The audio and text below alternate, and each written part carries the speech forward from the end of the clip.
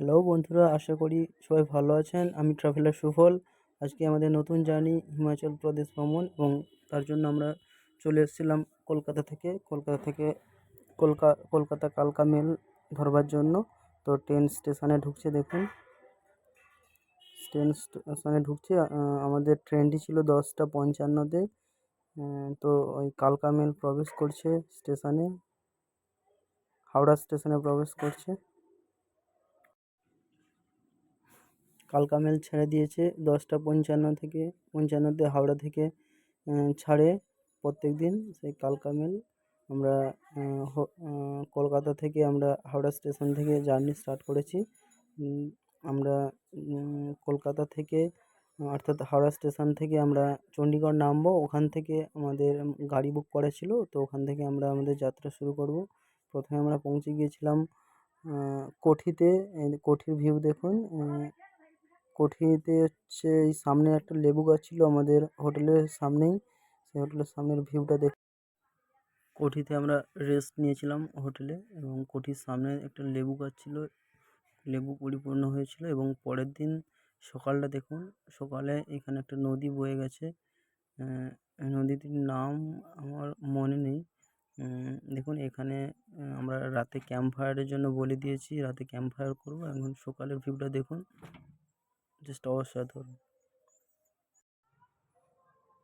আমাদের আগে থেকেই বলা ছিল তো ক্যাম্প ফায়ারের জন্য। তো আমাদের ক্যাম্প ফায়ার স্টার্ট হয়ে গেছে, সবাই মিলে চলে এসেছিলাম।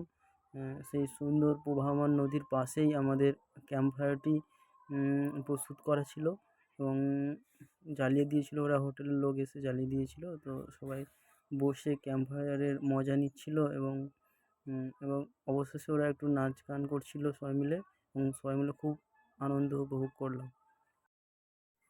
তো এবং রাতের ভিউটা দেখুন, খুব সুন্দর রাতের ভিউ। দেখুন খুব সুন্দর। ক্যাম্প ফায়ার প্রায় 2-3 ঘন্টা ধরে চলছিল, প্রায় 3 ঘন্টার কাছাকাছি ক্যাম্প ফায়ারে আমরা আনন্দ উপভোগ করছিলাম। সবাই দেখুন একটু অবশেষে সবাই একটু আনন্দ করছিল এবং নাচানাচি করছিল, খুব সুন্দর। ওরা আনন্দ উপভোগ করছিল। এবং পরের দিন আমরা বেরিয়ে গিয়েছিলাম সেই বিখ্যাত সেই হিমাচল প্রদেশের অটল টানেল, সেই অটল টানেলের কাছে। এবং সামনের ভিউটা দেখুন, খুব সুন্দর। এবং ফটো সেশন করছিল সব অটল টানেলের সামনেই। দেখুন ভিউটা দেখুন, জাস্ট অটল টানেল। তো এই সামনে আমিও কিছু 2-একটা ফটো নিয়েছিলাম, দেখুন অটল টানেলের সামনে 2-একটা ফটো নিয়েছিলাম। তো ওখান থেকে এবার আমরা বেরিয়ে যাব।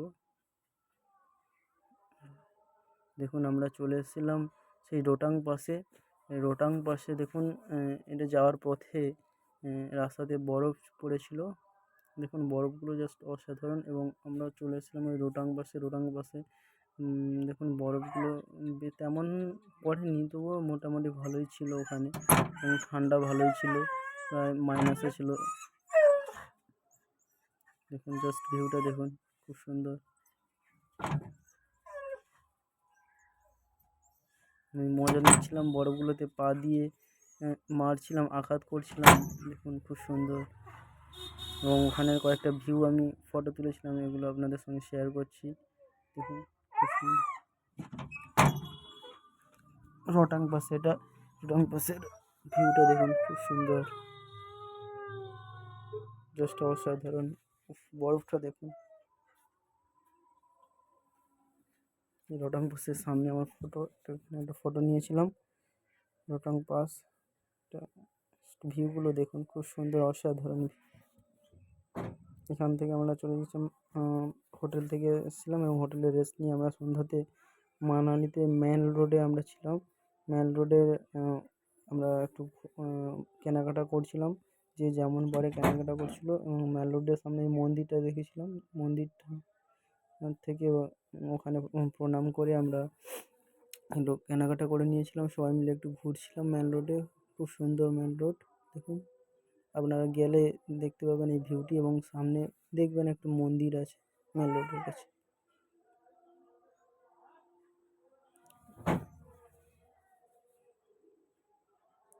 এবং ওখান থেকে আমরা চলে গিয়েছিলাম এতে এটা হচ্ছে গায়ে গুরুদুয়ার। গুরুদুয়ারের সামনে দেখুন ভিড়।